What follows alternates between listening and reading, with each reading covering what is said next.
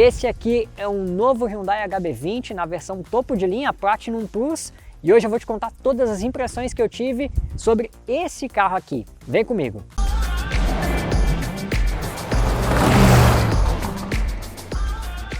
Mas olha, antes da gente começar esse vídeo aqui, esse verdadeiro tour pelo HB20, eu queria te fazer um pedido. Não esquece de deixar um like aqui embaixo, assim você pode ajudar a informar outras pessoas que, assim como você, estão a fim de saber todos os detalhes desse carro aqui.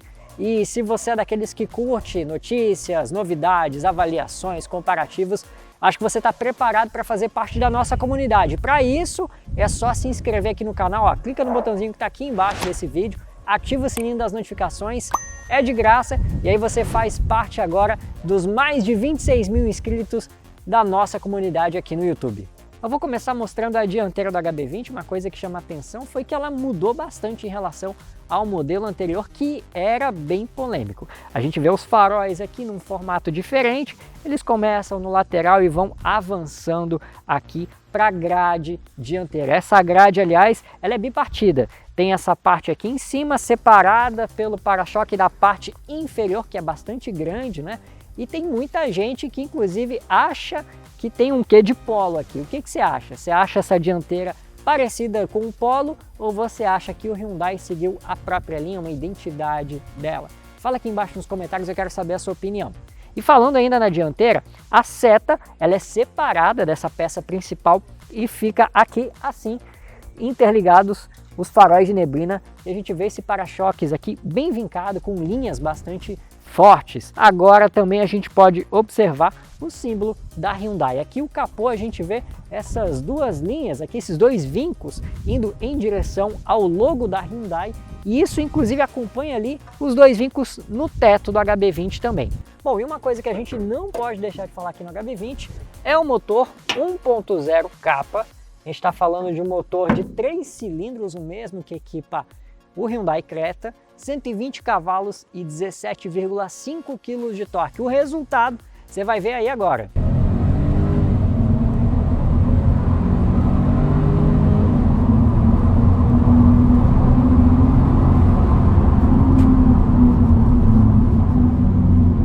Bom, e uma das coisas que a gente consegue notar em desempenho, sem dúvidas, é que o motor 1.0 é realmente muito esperto.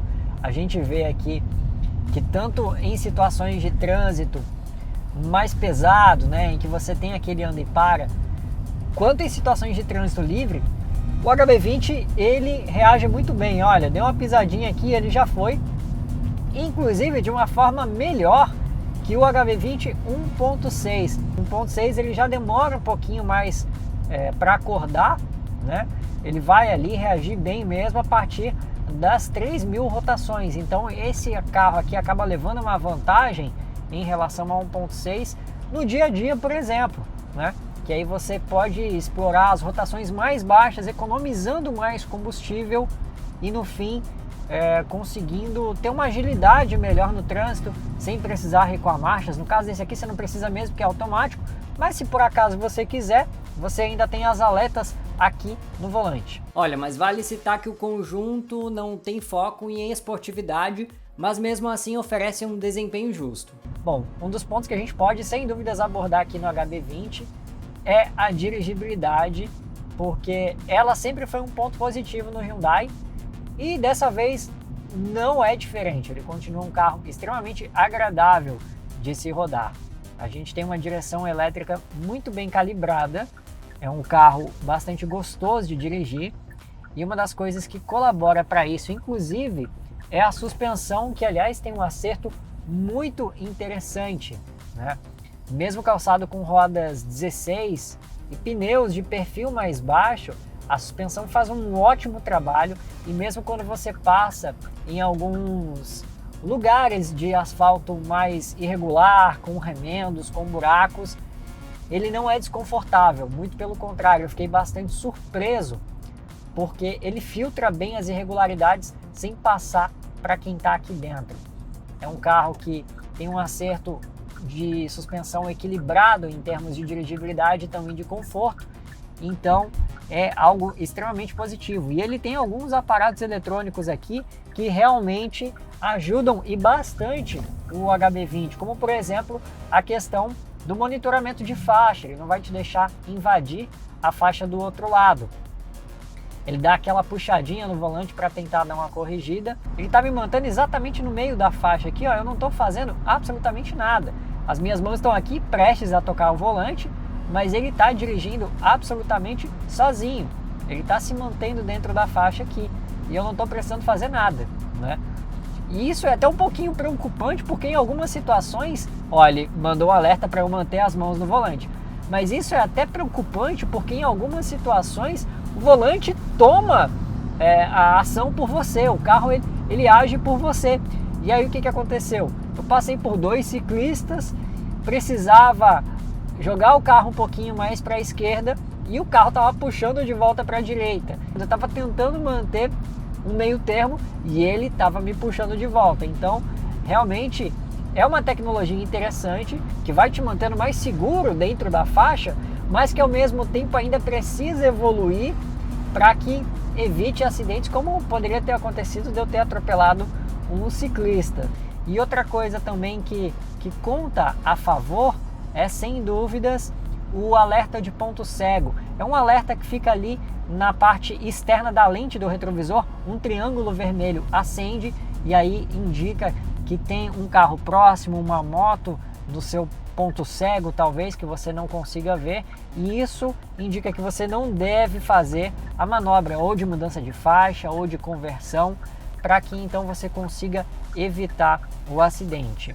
Além disso, os freios, apesar de serem a disco só nas rodas dianteiras, param bem o veículo. O modelo ainda tem alguns sistemas como câmera de ré e também tráfego cruzado para mostrar se vem algum carro enquanto você está saindo de alguma vaga. O HB20 vem bem recheado. Aqui na lateral, sem dúvidas, uma coisa que marca bastante são as rodas aro 16 com pneus Michelin, que inclusive, olha, dão uma rodagem muito interessante para o HB20. Algumas outras coisas aqui chamam atenção, como por exemplo os retrovisores que rebatem quando eu fecho o veículo.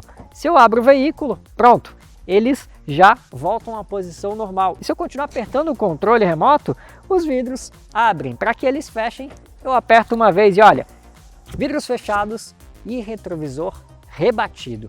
Uma coisa que também chama atenção está aqui na coluna C, esse aplique dando uma continuidade aqui das janelas, é algo que a gente já viu na geração anterior do HB20, mas que permaneceu aqui. E ali no teto, a antena estilo barbatana de tubarão. Mas agora eu vou te mostrar outra coisa. Bom, chegamos aqui ao interior do HB20, uma das coisas que a gente nota logo de cara é o volante em couro muito bem acabado e com ergonomia muito boa. Eu tenho aqui os controles para a central multimídia e também para o cluster, né? O quadro de instrumentos que é digital e me traz várias informações. Eu inclusive posso regulá-lo em altura e profundidade. Eu inclusive tenho aqui as aletas para troca de marchas, né? Então eu tenho aqui realmente vários comandos à minha mão. Aqui no centro a gente tem essa central multimídia, uma tela pequena no estilo formato flutuante. E logo aqui embaixo a gente tem alguns controles, alguns botões físicos, como rádio, mídia, questão de faixa e também setup. Logo abaixo nós temos os difusores de ar aqui para a cabine, o ar-condicionado digital, que eu posso inclusive setar a temperatura por aqui, ele mantém a temperatura que eu escolher, mas é de apenas uma zona. Aqui alguns botões físicos relacionados ao ar-condicionado, recirculação de ar, desembaçador. E aqui embaixo uma tomadinha 12 volts e 2 entradas USB. Uma USB e outra USB tipo C. E uma coisa bem escondidinha aqui, olha, carregador por indução. O celular fica bem escondidinho aqui embaixo e já está carregando. Você pode ver pelo LED azul indicado bem aqui, olha. Nota 10 para o HB20 em conectividade. Os bancos são em couro com tecido, né? A gente vê couro em grande parte aqui e um tecido aqui nessa parte central, uma estampa discreta e particularmente eu achei de muito bom gosto. O acabamento, ele é de plástico, né? Em tudo aqui e nas portas, no encosto de braço, a gente tem um couro acompanhando esse material do banco. Mas o que a gente pode notar de fato, os plásticos são de ótima qualidade e também tem encaixes muito bem caprichados. A gente não vê rebarbas, a gente não vê peças mal encaixadas. Então, nisso aqui, a Hyundai acabou se saindo bem. Agora vamos lá para trás para você conhecer o espaço interno do HB20. Chegamos aqui à traseira do HB20 E o que eu posso dizer é que espaço interno em relação à concorrência não é o ponto forte do Hyundai.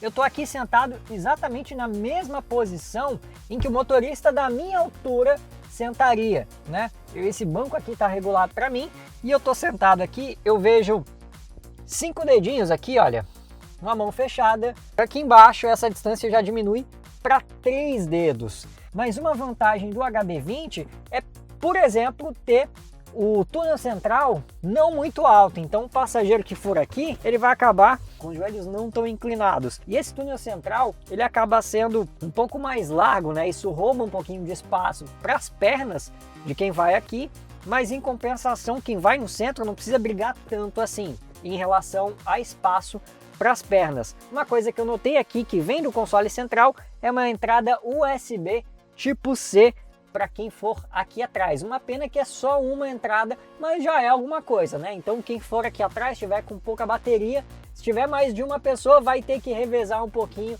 o carregador, mas mesmo assim já é um alento para quem vai aqui não precisar jogar o celular lá para frente. E uma coisa que me chamou a atenção é que nos bancos, só o do passageiro tem esse porta-objetos aqui, um porta-revista. O do motorista não tem. Isso, de uma certa maneira, é até algo positivo, até para não incomodar o motorista, não causar nenhum tipo de distração para ele. Bom, e eu já falei de espaço interno e isso tudo é por conta do entre-eixos, né? A distância do centro dessa roda até o centro dessa outra roda aqui de apenas 2,53 metros, 3 centímetros menor, por exemplo, que o Volkswagen Polo. E aí ele acaba prejudicando um pouquinho o espaço interno do Hyundai. E aí, enfim, nós chegamos aqui à traseira do Hyundai HB20 e, sem dúvidas, uma das coisas que mais chamam a atenção são as lanternas, que começam aqui nas laterais e em seguida elas se unem num filete que passa por todo o porta-malas. Outras coisas que a gente pode ver aqui são a inscrição HB20 aqui no canto esquerdo. O para-choques tem essa espécie de barbatana que aloja também a luz de ré e a seta. E aqui na traseira temos o porta-malas, que pode ser aberto por aqui ou então pela chave, todo forrado. E o que a gente pode ver aqui, inclusive, uma capacidade de 300 litros, aí, compatível com a categoria.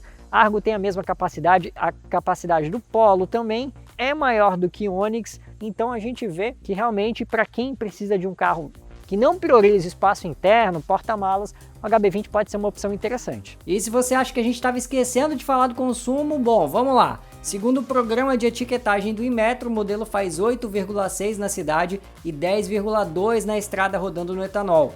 Na gasolina, as médias são 12,2 na cidade e 14,3 em perímetro rodoviário. Nós pegamos um trecho de cidade com um trânsito bastante intenso e conseguimos a média de 10,8. Poderia ser melhor se a gente tivesse condições melhores de trânsito, mas está bem dentro da realidade. Então vale ressaltar que o consumo também vai depender do seu pé. Sem dúvidas, o HB20 evoluiu bastante em relação a ele mesmo. Em relação a Onix e Polo, ele se mantém uma opção interessante. Só que aí vai ao gosto do consumidor. A nota final por aqui do hatch da Hyundai é 8,9. Muito obrigado Hyundai Terra Santa por nos ceder o carro para avaliação, uma avaliação imparcial. A gente não precisou conter críticas ao carro, eles nos dão essa liberdade de avaliar o HB20 de uma forma totalmente imparcial. Fica o nosso agradecimento àqueles que apoiam o bom jornalismo, o jornalismo feito de forma imparcial. Sim, eu ainda acredito no jornalismo de forma imparcial porque eu faço isso todos os dias. Muito obrigado. Se você gostou dessa avaliação, deixa o seu like aqui embaixo. E se você curte esse tipo de vídeo, avaliações, eu te convido a fazer parte da nossa comunidade aqui no YouTube. Nós já somos mais de 26 mil. Obrigado a todos os mais de 26 mil que fazem parte da nossa comunidade. E convido você a fazer, se você ainda não faz parte dela, tá bom? É só se inscrever aqui no canal, clicar no botãozinho aqui embaixo, ativa o sininho das notificações, não dói, é de graça e você ainda nos incentiva a fazer mais conteúdos como esse aqui. Bom, a gente se vê no próximo vídeo.